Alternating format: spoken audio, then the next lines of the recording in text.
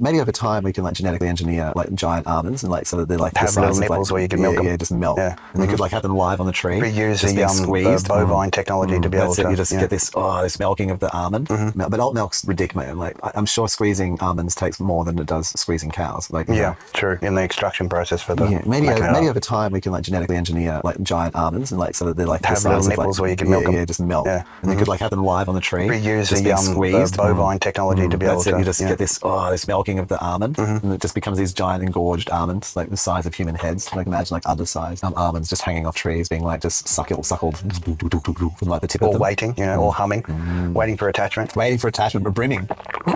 Well, I think this is the Hassling squeezing. the farmer. And the other end of it, you'd be pumping water into the plant. So what you'd have is like this tree with these giant live almonds, and you just feed the tree water. And then what you do is you just kind of milk the giant nut. You just milk the nut. You just get this big sort of mouthy thing around the big nut, and just wop, wop, and you squeeze the liquid out of the nut. Massaging. Yeah, massaging. Like an undulating. So you don't want to break it. So this sort of undulating kind of rhythmic squeezing of the nut juice, and you can just have you've been successful when they start making the purring. You can have sound. like live almonds like on the tree. You know what I mean? Like that would be. Imagine that. That'd be kind of cool. How big do you think those almonds would become? I think like at least mango size. Well, maybe. if you weren't just crushing them every time and they were allowed to grow, then they probably could get quite large. Yeah, and like stimulated, like in a way. Like this is like we're intentionally growing, but like the larger, so we want to like selectively breed. Bioengineering them. Yeah, we want this almond tree to like have intentionally, like it does, instead of like having thousands of nuts, it concentrates. You just want two big ones.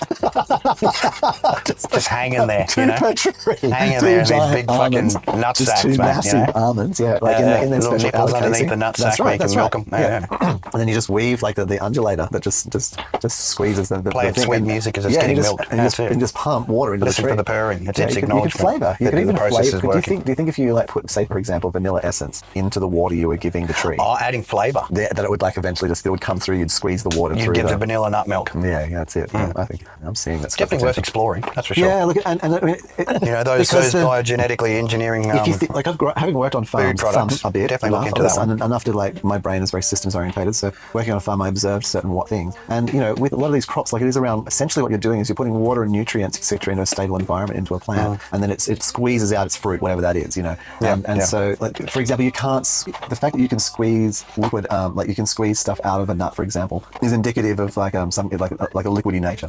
There's something there. So if you made a giant wheezing the juice. I think that almond trees are quite big. I think that they could sustain more than 2 nuts. I think you could have like essentially 4. You get your north, south, east, west going on. I would get a few pairs. I mean, no, they're big trees, man. Like, how big are these nuts? Well, they'd have to be fairly sizable, wouldn't they? Well, I mean, I was thinking you wouldn't want them dragging on the ground. No. They're sort of the almond tree. But they get pretty large. They do get pretty large. Well, no, but I mean, like, but a human head or human body sized nut. Well, it'd be easy to get the nipple things on a human sized nut. Like, so you had like the nipple attaches, yeah. Yeah, okay. So like a cocoon. So imagine like these giant sort of cocoon shaped things almost that look like cocoons, but they're nuts. So you'd have okay, I think in that regard, I'd say the average almond tree could probably support like, maybe in a commercial setting, almond trees, maybe like 6, maybe 5 or 6, maybe 4. Maybe 4. Maybe you're right, 4. Because I think they actually crop them a bit smaller. Because otherwise you're having to water additional water. Yeah, you wouldn't want that. And so it just creates the 4 almonds, and you just get basically takes what it would have produced in the smaller variety, and then it just what the quantity would be. It adds all that together, and that's the size of the fruit. Size of it. Yeah. No, it'd work. Yeah, and you could really quite factory farm them then, couldn't you? You could have like just the 4 sucklers on them, and then the water pump. And then what if you could do them hydroponically? Just have like a line of these sort of imprisoned almond trees, just being just sort of real talk is cheap, real fucking cheap, and the rest. Chewing on an almond. Yeah, but that's the kind of thing you find. It's sort of changing the price. It changes the price in supermarkets now.